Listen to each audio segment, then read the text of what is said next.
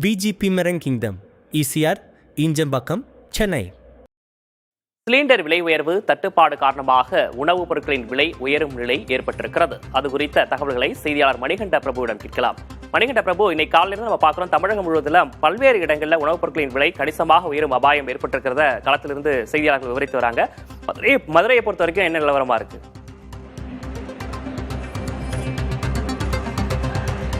விக்னேஷ், வணிக சிலிண்டர் தட்டுப்பாடு பிரச்சனையே இன்னும் நிறைவடையாத நிலையில் வணிக சிலிண்டரின் விலை 900 ரூபாய்க்கு மேல் உயர்த்தப்பட்டுள்ளதால் உணவு தொழில் செய்யக்கூடிய உரிமையாளர்கள், அதே போல அந்த தொழிலை நம்பி இருக்கக்கூடிய தொழிலாளர்கள் கடுமையான பாதிப்பை சந்தித்திருக்கிறார்கள் என்றே சொல்லலாம்.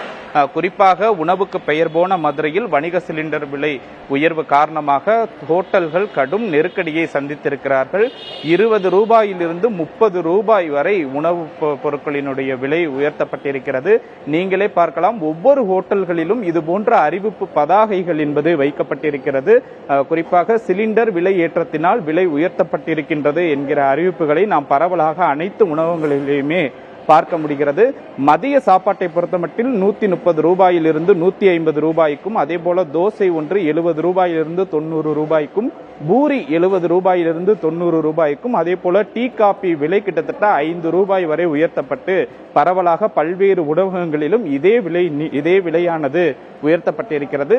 வாடிக்கையாளர்களினுடைய வருகை என்பதும் குறைந்திருப்பதாகவே ஹோட்டல் தொழில் செய்யக்கூடியவர்கள் சொல்கிறார்கள். இங்கே ஹோட்டல் தொழில் செய்யக்கூடிய ஒருவர் இருக்கிறார், அவரிடம் பேசலாம். மேடம் வணக்கம். இந்த வணிக சிலிண்டர் விலை எவ்வளவு உயர்ந்திருக்கு? இதனால எவ்வளவு நெருக்கடிகளை சந்திக்கிறீங்க? என்னென்ன மாதிரியான உணவுகளுடைய விலையை உயர்த்தி இருக்கீங்க? சார் வணக்கம் சார். இதுக்கு முதல்ல பார்த்தீங்கன்னா சிலிண்டர் 2 மாதத்துக்கு முன்னால் விலை அதிகமாக தான் வந்தது. இப்போ ரீசெண்டாகவும் நேற்று 993 ரூபாய் இன்க்ரீஸ் பண்ணியிருக்காங்க. எனக்கு ஆல்ரெடி பார்த்தீங்கன்னா ஏற்கனவே சிலிண்டர் 4975 ரூபாய்க்கு போட்டுட்ருக்காங்க. இப்போ 6500 ரூபாய்க்கிட்ட வரும் அப்படின்ற மாதிரி சொல்லியிருக்காங்க. இதனால மக்கள் நிறைய பாதிக்கப்படுவாங்க. நாங்களும் உணவகங்களும் ரொம்ப பாதிக்கப்படும். பார்த்தீங்கன்னா எனக்கு ரெகுலரான சாப்பாடு கொடுக்க முடியல. அதனால பார்த்தீங்கன்னா விலையேற்றம் நாங்கள் அதிகரித்து தான் இருக்கோம். குறிப்பாக எவ்வளவு விலை உயர்த்திருக்கீங்க மேடம்? சாப்பாடு எவ்வளவு உயர்த்திருக்கீங்க? மற்ற உணவுப் பொருட்களுடைய விலை எவ்வளவு ரூபாயிலிருந்து எவ்வளவு ரூபாயா உயர்த்திருக்கீங்க? இப்போது சாப்பாடு பார்த்தீங்க அப்படின்னா மதிய சாப்பாடு 130 ரூபாயிலிருந்து 150 மாற்றிருக்கோம் சார். அதே மாதிரி புரோட்டா தோசையும் 20 ரூபா நம்ம உயர்த்தியிருக்கோம். டீ காஃபியும் 3 ரூபா அப்படி ஏற்றிருக்கோம் சார்.